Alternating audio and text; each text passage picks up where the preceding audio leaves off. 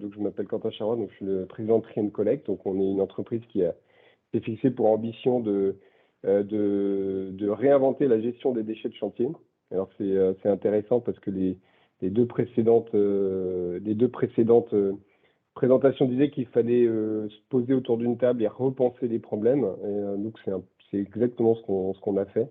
On a essayé de repenser la question de la gestion des déchets de chantier pour aller recycler un maximum de déchets. Donc, pour présenter l'activité, donc on est parti d'un constat, c'est que les déchets en mélange sont souvent, ont tendance à se polluer entre eux. Et du coup, ils deviennent souvent impropres au recyclage. C'est assez facile de comprendre que si vous mettez du gravat et du plâtre en mélange dans une benne, c'est extrêmement compliqué. Je ne sais pas pourquoi ça bouge. C'est extrêmement compliqué de pouvoir trier les différentes matières. Et donc, c'est ce qu'on voit dans les bennes de déchets ou dans les tas de déchets, parfois même malheureusement, qu'on trouve dans la nature.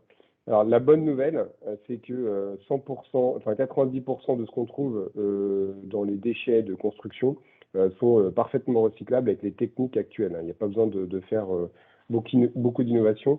Le seul sujet, c'est comment est-ce qu'on les trie le plus en amont possible pour pouvoir les recycler. Donc, en plus, les déchets sur un chantier, ça fait l'unanimité pour dire que ça pose problème, parce que ça crée de la tension entre les différents corps de métier, ça laisse pas forcément des bonnes images de chantier, et le temps consacré par les entreprises à gérer ces déchets n'est pas du tout optimisé, sans parler des coûts de traitement qui sont en constante augmentation et qui, en fait, augmentent très fortement.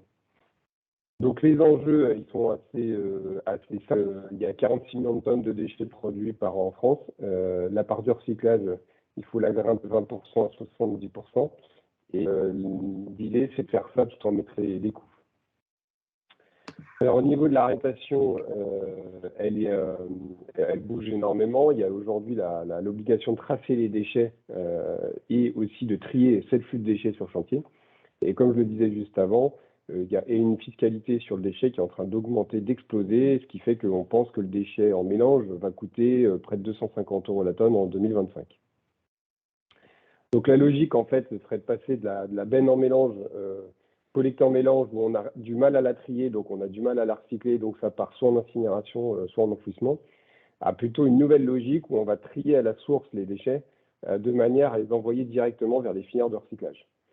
Donc les 4 étapes, c'est déjà se mettre autour de la table pour expliquer le sens à l'ensemble des acteurs, c'est-à-dire les compagnons de chantier, maîtres d'œuvre, maîtres d'ouvrage.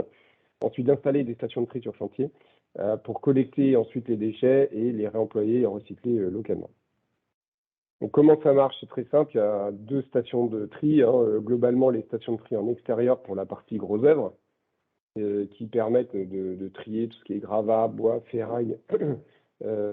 Voilà. Et puis dès qu'on passe en phase seconde œuvre, en fait, on s'installe en intérieur du bâtiment pour préserver les matières, puisque en fait, il faut savoir que le plâtre mouillé n'est pas recyclable, ou en tout cas n'est pas accepté par les filières de recyclage. Donc la partie gros œuvre, il y a quelques photos de contenants bien triés. Et en partie seconde œuvre, vous voyez qu'on arrive à récupérer du plâtre, de la ferraille, de la laine de verre directement triée à la source dans différents contenants qui sont adaptés en fait à la matière qu'on va trouver. Donc aujourd'hui, sur un logement de 100 mètres carrés, on arrive à recycler 90%, on est sur plus de 3 tonnes de déchets, entre 10 et 20 mètres cubes de déchets produits. Donc on récupère du plâtre, des palettes, du plâtre, des gravats, du film plastique, du bois, de laine de verre, etc.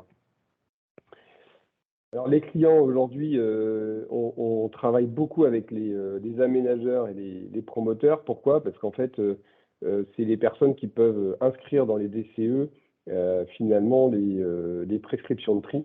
Et donc du coup, l'artisan et l'entreprise aujourd'hui vont respecter les consignes et les exigences et les ambitions émises par leurs clients. Donc on travaille avec des promoteurs de logements, comme les principaux, des constructeurs de maisons individuelles, des aménageurs et bien entendu que les entreprises du bâtiment notamment les entreprises de gros œuvres, qui sont ravies de nous voir arriver parce que quand elles quittent le chantier en phase seconde œuvre, elles n'ont plus besoin de gérer les déchets puisqu'on s'en occupe. Alors le marché aujourd'hui, il est très important. Les marchés c'est un marché qui fait 46 millions de tonnes. C'est à peu près 980 millions d'euros sur les déchets inertes et plus de 2 milliards sur les déchets ambulants, puisqu'il y a des coûts de traitement et des coûts de transport qui sont assez importants. Donc la concurrence aujourd'hui, vous connaissez les principaux acteurs que sont Veolia, Suez, Paprec, qui travaillent uniquement avec des bennes aujourd'hui. C'est la difficulté qu'ils rencontrent pour faire du tri. Parce que la benne, c'est difficile de mettre 7, 8 bennes de déchets sur chantier, il y a rarement la place. Et du coup, c'est très bien pour le gravat, la benne, mais ce n'est pas forcément bon pour le carton, les films plastiques ou d'autres déchets qui sont plus légers. Voilà, après au niveau du business plan, on est en train de se déployer en fait sur la France. On est en train de créer un réseau d'une quarantaine d'agences d'ici 5 ans. On vise à peu près 18% de part de marché. Bon, je passe les chiffres. Le plus important, c'est qu'on est une entreprise à mission. Avec notre objectif, c'est de préserver l'environnement par la prévention des déchets et en favorisant donc l'économie circulaire.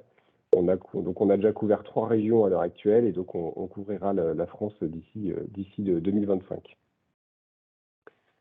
Voilà, je suis allé très vite. J'espère que donc j'enlève mon partage. Merci beaucoup, Quentin. C'était clair et bravo pour ce beau développement et on vous souhaite tout le succès dans la suite. Donc j'invite les uns et les autres à poser leurs questions sur le chat et Quentin, vous pourrez y répondre. Et puis je vous rappelle qu'à 10 h, on se retrouve après les pitchs pour une séance spécifique de questions-réponses.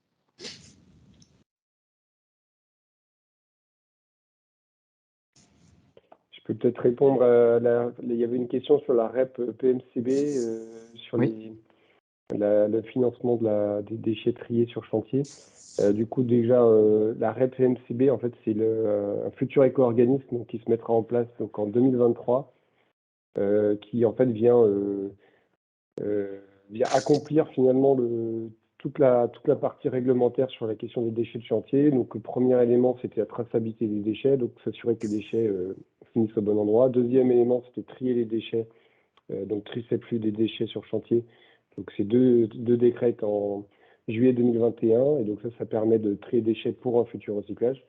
Et donc, le dernier pilier, donc, qui démarrera l'année prochaine, donc c'est effectivement la REP MCB, c'est des éco-organismes qui vont du coup financer grâce aux metteurs sur le marché, donc les industriels qui produisent des matériaux de construction, donc qui vont financer des éco-organismes qui vont, eux, organiser la collecte des déchets triés. Voilà, donc ce qui est important, c'est qu'il faudra que les déchets soient bien triés en amont. Et alors là, le financement, ce sera surtout pour des points de collecte, donc soit déchetterie publique, soit déchetterie professionnelle. Il y aura quelques chantiers qui seront concernés qui pourront bénéficier d'un financement de la collecte. Ce sont uniquement les chantiers qui génèrent plus de 50 mètres cubes de déchets sur la totalité du chantier. Alors comment nous on va se positionner, parce que c'était la question. Nous on travaille avec ces éco-organismes d'ores et déjà aujourd'hui pour être partenaires et du coup venir apporter des solutions de tri et de collecte de déchets sur chantier directement, ce qui leur permet d'être sûr que la qualité de la matière qu'on va collecter sera parfaitement recyclable, puisque bien triée en amont. Donc on va travailler en partenariat.